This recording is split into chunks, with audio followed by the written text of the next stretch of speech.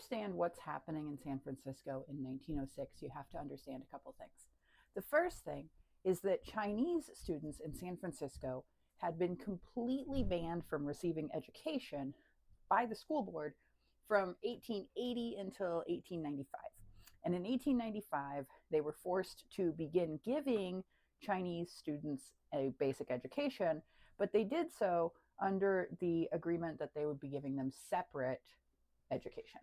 And technically, on paper at that point, it became Chinese, Japanese, and Korean students would receive separate education.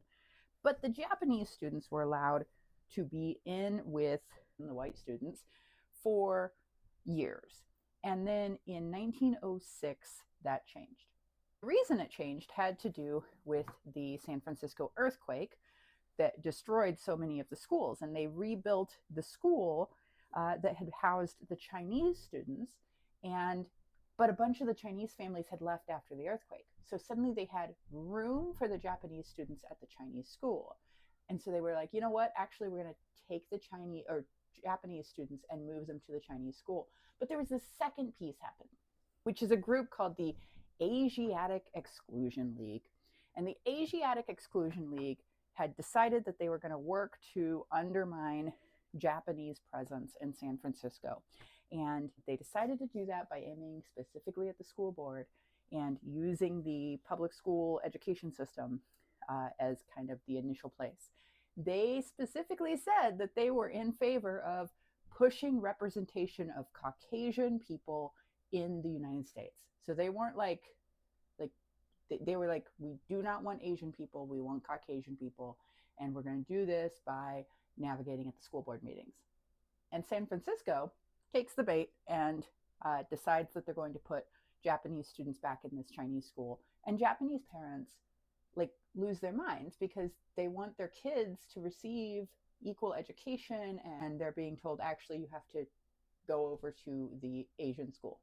This is October 11th of 1906 that the school board finally acquiesces and says, actually, we're just going to not let Japanese students attend the school. And Theodore Roosevelt is involved within a couple of weeks because this becomes kind of an international relations problem.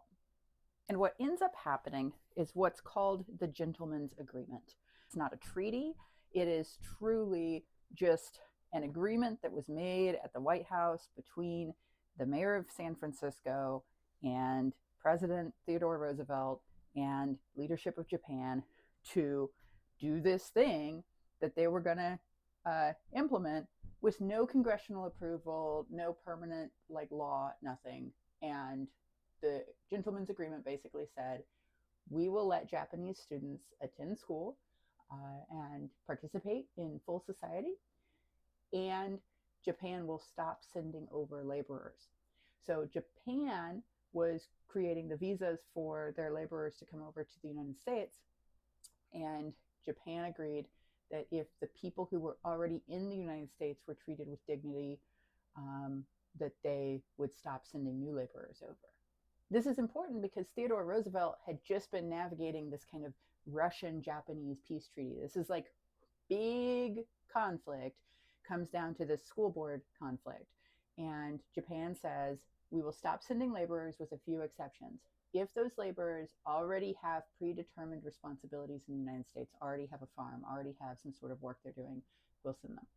And if they are married to somebody in the United States, family members, children, we'll send them over. But otherwise, no new folks will come over.